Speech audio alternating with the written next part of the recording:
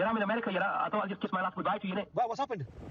As he held 4 people at gunpoint in Texas, Faisal spoke to Gulbar, who was across the Atlantic in Manchester. He recorded this 11-minute phone call whilst trying to persuade his brother to come home. You don't need to do this. Whatever you're doing, man, just pack it in, You'll get a bit of time and you'll come out. Whatever you're doing, man. Think about your kids, man. Think about the people. These guys are innocent, These guys you've got there, they're innocent people, man. But Gulbar told Sky News his brother had made up his mind. He knew Faisal wouldn't come out of this alive. Most of the audio is simply too explicit to broadcast, but this conversation does make it clear that Faisal Akram had anti-Semitic views. It confirms he demanded the release of convicted terrorist Afia Siddiqui, and it reveals he was someone with anti-American and extremist ideologies. Dr. Lawrence has studied and lectures in terrorism and radicalisation. She says similar language has been used by other terrorists in the past. Obviously, the idea of martyrdom and going somewhere and committing martyrdom for this kind of cause, I think, is certainly one of the main red flags. When we look at the way people are radicalized, especially with Islamic radicalization, we see this type of language used quite commonly. All 4 hostages escaped the synagogue unharmed, but the Jewish community in Britain are clear this was an attack with an anti-Semitic motive. There was never any doubt in our minds. If a person flies thousands of miles and then takes people hostage in a synagogue, then they've chosen that synagogue deliberately. This multinational investigation is moving at a fast pace. Yesterday, 2 teenagers were released without charge. Today, 2 men from Birmingham and Manchester were arrested and are being questioned by counter-terror police. But it was Faisal Akram from Blackburn, who had a criminal record and was known to security services, who we now know was in a mindset to kill. Intamam Rashid, Sky News, Manchester. Air pollution contributes to at least 1,200 premature deaths in Greater Manchester every year. But councillors there have asked the government to put the second phase of a proposed clean air zone on hold following a backlash from farmers and local businesses who say they'll be unfairly hit with the costs of upgrading vehicles. Katerina Vitozzi reports. Sheep are Jade Hutchinson's life and livelihood. This is Caroline. They've all got names, every single one of them. The scene is rural, but this area is in Greater Manchester. And under new clean air zone rules, Jade will have to pay £10 a day to use the truck she moves her sheep in. The cost, she says, would wipe out her profits, and she doesn't qualify for a green vehicle grant. I'm not allowed the funding because I'm not a big enough business. My vehicle that I have can't be traded in because it's not come from an original dealership. I bought it second-hand because that's all I could afford. If they're thinking about people's lives, they shouldn't be affecting people's lives by charging them and taking their livelihoods away from them. Air pollution levels in some areas of Greater Manchester are dangerous. The government ordered and local authority implemented Clean Air Zone will address that. But thousands of small businesses say they simply can't afford it. There are 1,200 premature deaths in Greater Manchester every year from polluted air. So you can't just say, oh no, it's not an issue. It is a big issue. But what you've got to do is take that step fairly. It's about getting to clean air as quickly as we can, but enabling people to come with us on that journey. Local authorities are now asking for the government to pause the plans. But people who live in some of those heavily polluted areas say the cost is worth it. Like 12-year-old Maxim, who lives in the city centre. The pollution makes his asthma worse. And 6 months ago, he had a big and frightening attack at school. So it was kind of like 2 minutes of live or die because the inhaler is the only thing that kind of stops me from having an asthma attack. It kind of shows how selfish some people can be by just caring about money more than caring about other people and other children. COP26, the UN climate conference, brought big global issues into the spotlight. But here, this very local problem shows just how hard winning a greener future will be. Katerina Vitozzi, Sky News in Manchester. Let's take you live to Sydney, where the Foreign Secretary Liz Truss is speaking. Mistake. Ukraine is a proud country with a long history. They have known invading forces before, from the Mongols to the Tatars. They suffered through the state-sponsored famine. Their resilience runs deep. If they have to, Ukrainians will fight to defend their country. Invasion will only lead to a quagmire, as we know from the Soviet-Afghan War or the conflict in Chechnya. Last week, at the NATO-Russia Council, we sent a clear message to Moscow that any incursion into Ukraine would bring massive consequences, including through coordinated sanctions hitting the financial sector and individuals.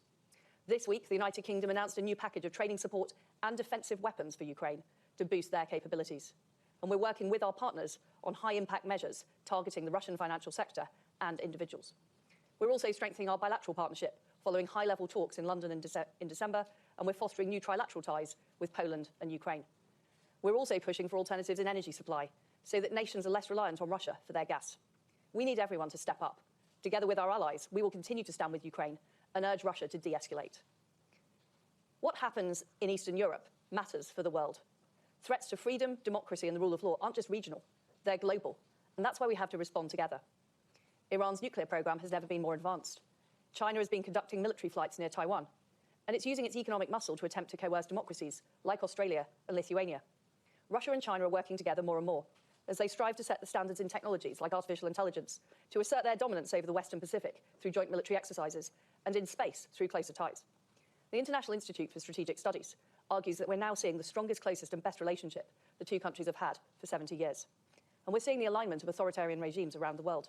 It's no surprise that regimes like Belarus, North Korea and Myanmar find their closest allies in Moscow and Beijing. They don't look to these nations as partners, but as puppets. Moscow wants them to promote their propaganda and destabilise free democracies on their doorstep. At the same time, Beijing has forged a so-called Iron Brotherhood with Belarus. China is the biggest buyer of Iranian oil and Pyongyang's largest trading partner. China and Russia have spotted an ideological vacuum, and they're rushing to fill it. They are emboldened in a way that we haven't seen since the Cold War. As freedom-loving democracies, we need to rise up to face down these threats. As well as NATO, we're working with partners like Australia, India, Japan, Indonesia and Israel to build a global network of liberty. Aggressors are reneging on their commitments and obligations. They're destabilising the rules-based international order, and they're chipping away at the values that underpin it. But they have nothing to offer in its place. The free world is different. We're not defined by what we're against, but by what we're for. We believe in freedom and democracy. We believe in individual liberty as the greatest transformative force on earth. When people have agency over their own lives, when they have freedom and opportunity, they achieve incredible things. As Prime Minister Scott Morrison said, we know from the evidence of human history that democracies are the engine room of change. We see this in the ideas and innovations that fueled our fight back against COVID. From the University of Sydney's Edward Holmes publishing the COVID genome, to Oxford's Sarah Gilbert and her life-saving vaccine, to our shared effort to distribute vaccines to those in need around the world. And we want to work together to tackle the big problems we face. That does include working with countries like Russia and China where it's necessary, on trade, tackling climate change, or bringing Iran to the negotiating table. But in doing so, we will stand up for what we believe in. In December, I welcomed G7 foreign ministers to Liverpool, together with Maurice Payne and some of our other closest allies and friends. We expressed our concern about China's economic coercive policies. So there is the Foreign Secretary Liz Truss speaking in Sydney, talking about those Ukrainian-Russian tensions, saying that they are considering coordinated sanctions targeting Russian financial sector, and the allies need everyone to step up and tackle the threat from Russia and China. OK, time now for the papers with Anna Botting.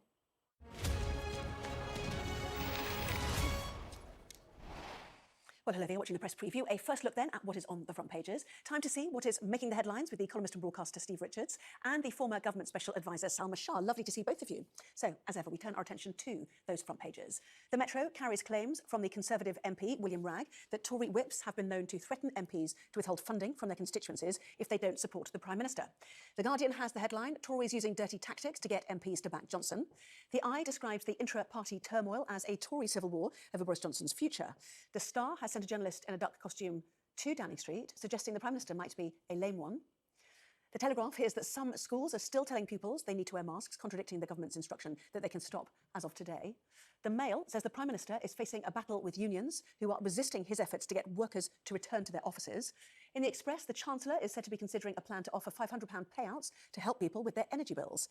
And the Financial Times reporting that the Ukrainian president has taken offence after Joe Biden suggested the US wouldn't get involved if Russian movement into Ukraine turned out to be a minor incursion. Well, a quick reminder before we hear from our guests, but by scanning the QR code you'll see on your screen during the programme, you can check out the front pages of tomorrow's newspapers while you watch. So let's speak then to Steve Richards and Salma Shah. Great to see both of you. Salma, what is going on? Is this all normal, or is something really going wrong in the work of the whips? Well, it's actually not normal, and it's definitely not normal to expose the work of the whips. They're supposed to be in the shadows, usually, sort of whispering into people's ears and ensuring that, discipline and order is maintained. I think what's interesting about this is that we saw this reprieve for the most part of today granted to the Prime Minister after the defection and David Davis's intervention yesterday.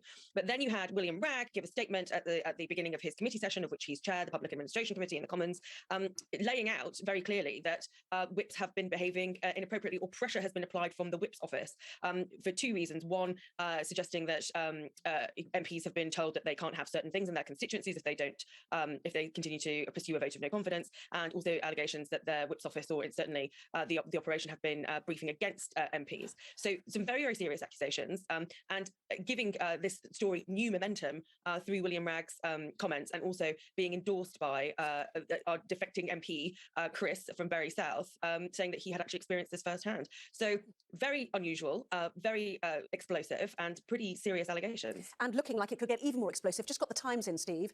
Tory rebels retaliate. They say that Tory MPs who want to oust Boris Johnson are considering publishing a secretly recorded conversation with the Chief Whip and text messages after they accuse the government of blackmail and intimidation. They say the rebels met today to discuss how to respond. They were comparing notes and discussing whether or not to make public texts and other evidence they had from the whips. One member has recorded a heated conversation that they had with the Chief Whip. I mean, they're going great guns. This blue on blue is full scale now. Yeah, and one of the common features of this particular saga is evidence surfacing.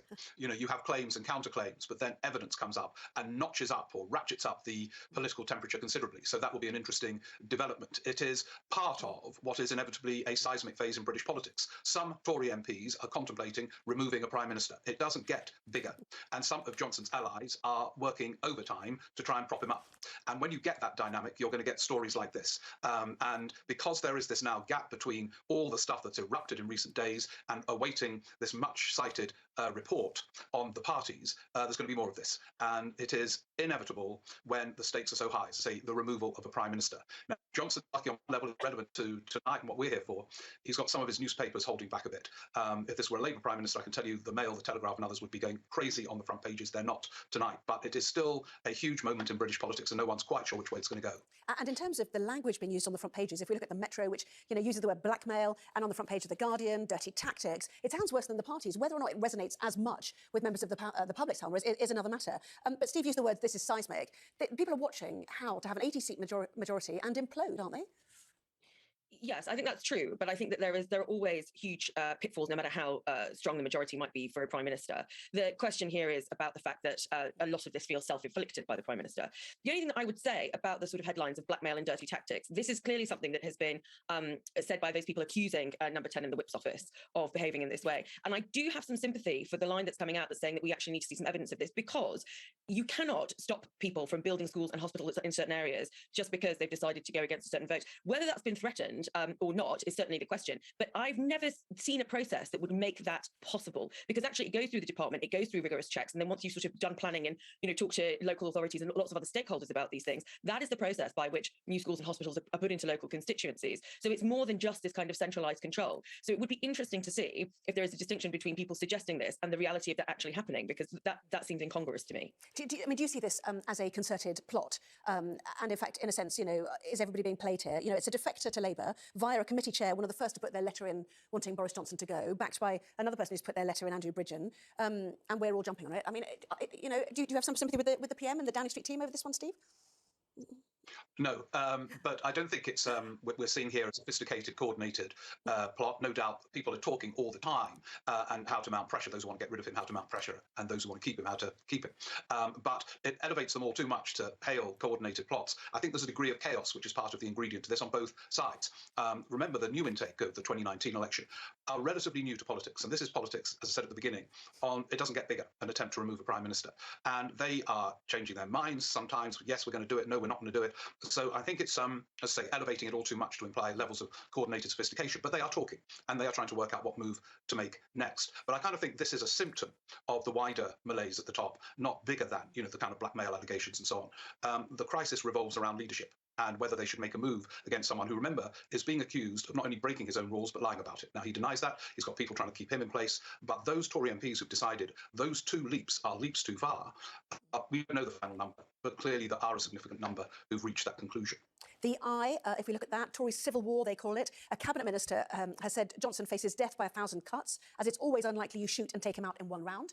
The Mirror is just in as well, also going on with the blackmail story, the lowest of the low, Christian Wakeford's allegations there. And then finally, the Daily Star, Salma, is Johnson a lame duck? I mean, this is a bit of fun from them, but actually it goes back to the question that Beth asked him earlier this week.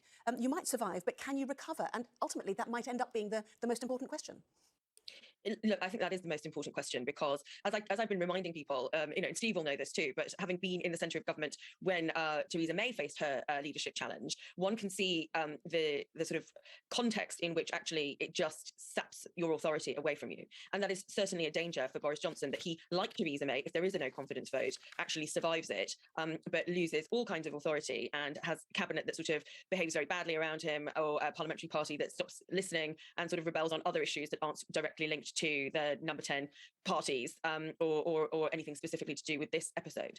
So there will be some attention on that. There's obviously the issue of what happens at the local elections and whether there's going to be losses that are linked back to this as well. So there's a lot to consider, and MPs are also going to ask themselves, which is why we've seen in some reporting, about new chiefs of staff and clearing out advisors, and MPs are going to ask themselves whether the Prime Minister can get back on the front foot in a credible way and show some grip over the government. OK. Going to be a busy week next week by the sounds of it, if indeed Sue Gray's report is then published. But we've got lots more to talk about. The big policy announcements of this week have been, of course, on COVID. Some schools are pushing back against the government and telling pupils to keep wearing masks. We will discuss that in the Telegraph. That's next.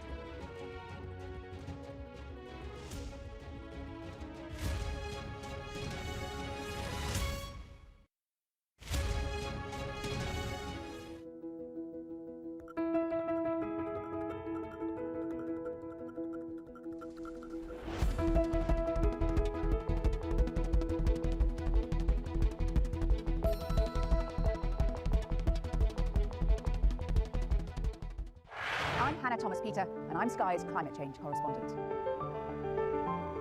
The UK is a world leader in wind power. Power, people! It's part of the Congo Basin rainforest, which is such an important ecosystem. It's known as the lungs of Africa.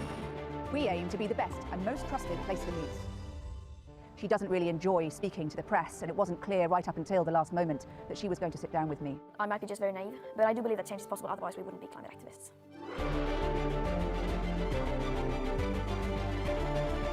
I'm confident. For the last 30 years, we have known how bad it is. I'm not here to apologize. I'm here to fight for the next step. You can see just the piles and piles of stuff. These sofas and people's desks and children's books. And you can see inside this home here, people trying to sort out their home. It's just been devastating. I think everything's at stake. The future of our planet, the future of the beauty around us, the future of you and me.